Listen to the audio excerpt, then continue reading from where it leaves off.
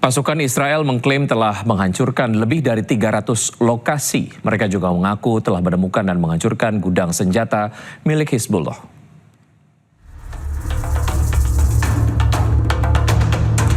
Pasukan Batalion Pengintai Golani Israel telah menyelesaikan operasi selama hampir 50 hari di wilayah Beaufort, Lebanon Selatan. Selama bertugas, pasukan ini mengklaim berhasil menguasai wilayah yang disebut sebagai benteng utama Hizbullah. Mereka juga mengaku telah menghancurkan 300 lokasi yang diklaim sebagai infrastruktur milik Hizbullah. Dan infrastruktur ini termasuk diantaranya adalah gudang senjata dan fasilitas penyimpanan. Pasukan IDF saat ini masih bertahan di Lebanon Selatan. Mereka beralasan untuk menjaga keamanan di wilayah perbatasan ini.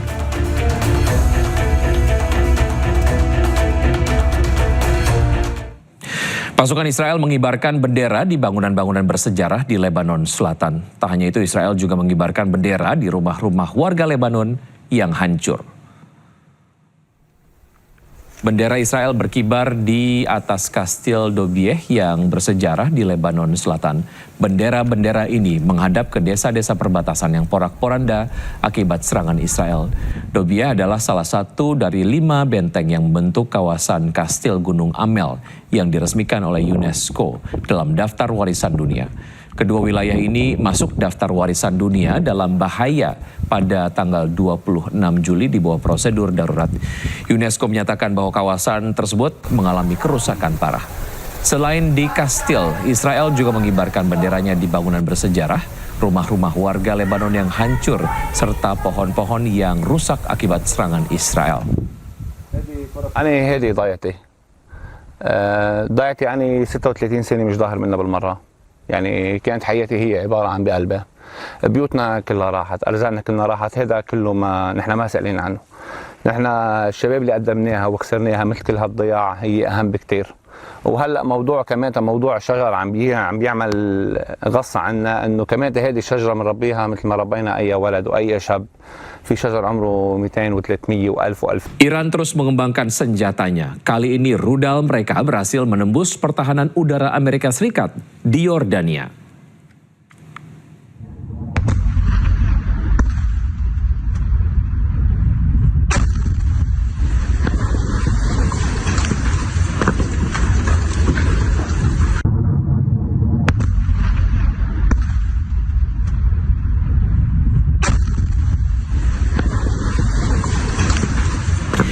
Iran kembali meluncurkan gelombang serangan drone dan rudal canggih yang mampu mengubah arah secara mendadak. Rudal dan drone mereka berhasil menembus pertahanan udara Amerika Serikat di Yordania. Media Amerika Serikat The New York Times juga telah mengungkapkan kecanggihan senjata milik Iran. Serangan Iran yang telah berlangsung sejak bulan Juli telah melukai lebih dari 100 tentara Amerika Serikat.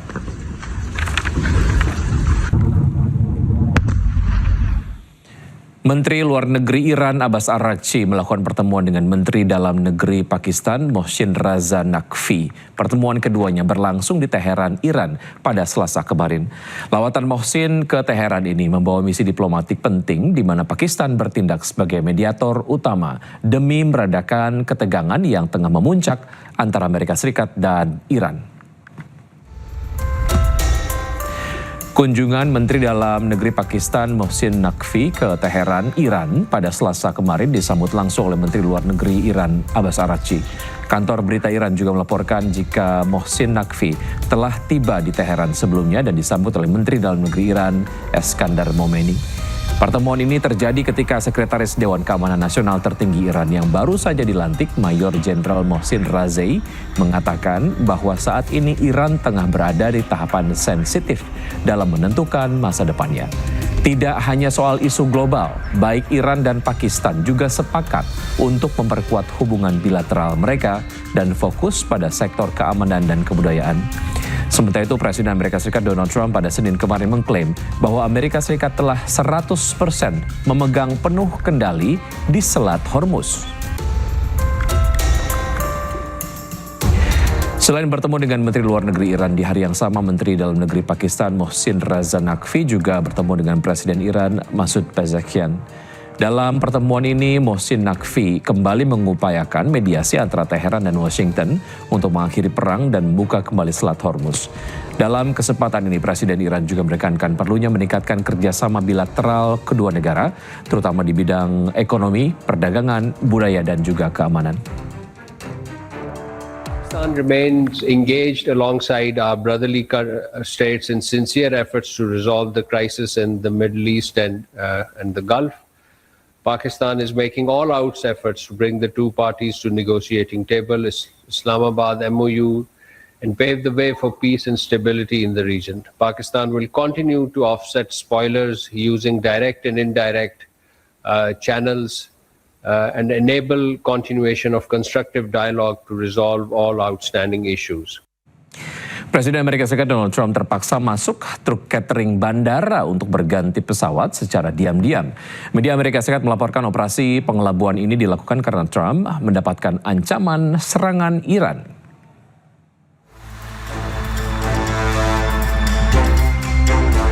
Presiden Amerika Serikat Donald Trump dilaporkan dipindahkan secara diam-diam dari Air Force One ke pesawat militer AS yang lebih kecil menggunakan truk catering bandara.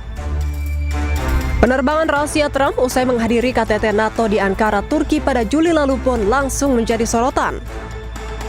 Presiden Trump pada hari Selasa mengkonfirmasi bahwa ia diam-diam dipindahkan ke pesawat militer lain setelah tim keamanannya memperingatkan adanya ancaman. Ia juga mengatakan bahwa setiap presiden yang berpengaruh pasti menghadapi banyak ancaman. Well, it's only up to Secret Service. I just follow what they'd like to do. So I go by Secret Service and the military. They wanted me to go on a different flight, a different plane, equal safety, but they wanted me to do it, so I do it. I do what they say. Any consequential president has a lot of threats. Non-consequential presidents don't get threatened.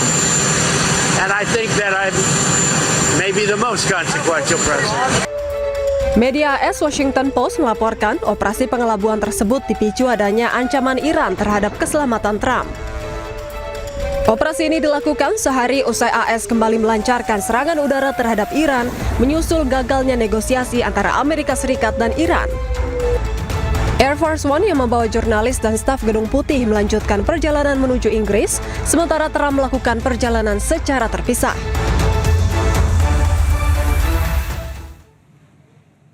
Presiden Amerika Serikat Donald Trump menegaskan dirinya tidak mempercayai Iran. Trump juga menegaskan Selat Hormuz di bawah kendali penuh Amerika Serikat.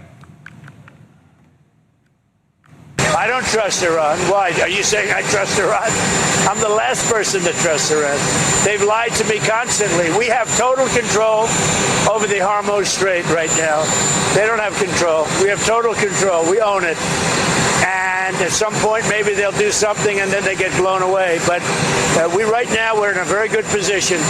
We have a country that has been the bully of the Middle East for 50 years. It's really 51 if you think about it, right? We've been saying 47 for 4 years.